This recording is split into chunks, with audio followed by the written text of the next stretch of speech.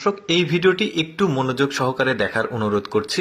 দেখুন, এই বাচ্চাটি এখানে খেলছিল আর বাচ্চাটির পেছনে তার দাদা আর দাদি বই পড়ছিল। এই ব্যাপারটা বাচ্চাটা পেছনে তাকিয়ে খেয়াল করে এবং সে গিয়ে বইটাকে একটু ভালোভাবে অবজার্ভ করে।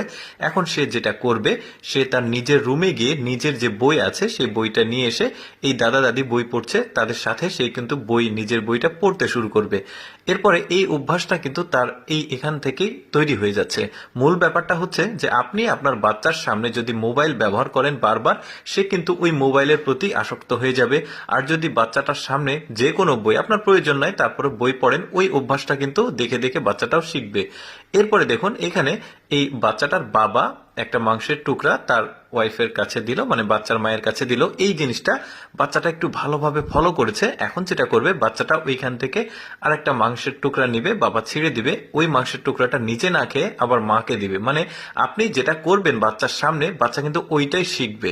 তো এটা একটা দারুণ ব্যাপার। দেখুন, এখন বাচ্চাটা যেটা করবে, তার বাবা এখানে ঘুমিয়ে গেছে, কিছু একটা ছিল পেটের ওপরে, সেখান থেকে সরিয়ে বাবার গায়ে কাঁথা দিয়ে দিচ্ছে, তারপরে পাটা ঢাকার চেষ্টা করছে। দেখুন, বাচ্চাটার বুদ্ধিটা বেশ চমৎকার। মানে পারিবারিক যে শিক্ষা সেটা খুব চমৎকার ভাবে পেয়েছে। আরো কিছু দৃশ্য দেখাবো বাচ্চাটার। দেখুন, দাদিকে এই জিনিসগুলো দিয়ে আসলো। এখন বাবার সাথে বাইরে বেড়াতে গিয়েছিল, তো বেঞ্চে একটা লোক বসেছিল, লোকের টাকাটা এই বেঞ্চে থেকে গেছে। এখন বাচ্চাটা এটা দেখতে পেয়েছে, বাবার কাছে দিয়ে বলছে যে ওই লোকটা এখানে বসেছিল, ওরা পকেট থেকে এখানে পড়ে গেছে। ওই বাচ্চাটা ওই লোকটাকে তার যে টাকা পুড়িয়ে পেয়েছে সেটাকে ফেরত দিতে গিয়েছে। লোকটা দেখে খুশি, পকেটে দেখলো টাকা নাই, তো বাচ্চাটা টাকা দিল। তো খুশি হয়ে বাচ্চাকে কিছু টাকা দিয়েছিল, কিন্তু বাচ্চাটা টাকাটা না নিয়ে ফেরত চলে আসছে। দেখেছেন কি শিক্ষা দিয়েছে, দারুণ একটা শিক্ষা বাবা তাকে দিয়েছে কিন্তু। এরপরে দেখুন, বাবা সম্ভবত কোনো একটা ফল নিয়ে এসছে খাওয়ার জন্য। তো বাচ্চাটা যেটা করবে, একটা ফল এখান থেকে নিয়ে চলে যাবে, গিয়ে ফলের টুকরা নিয়ে যে তার দাদুমণিকে দিবে। তারপরে আবার আসবে, এসে আরেকটা ফলের টুকরা নিয়ে তার দাদার কাছে দিবে। দেখুন কি চমৎকার শিক্ষা কিন্তু তার মা বাবার কাছ থেকে সে পেয়েছে।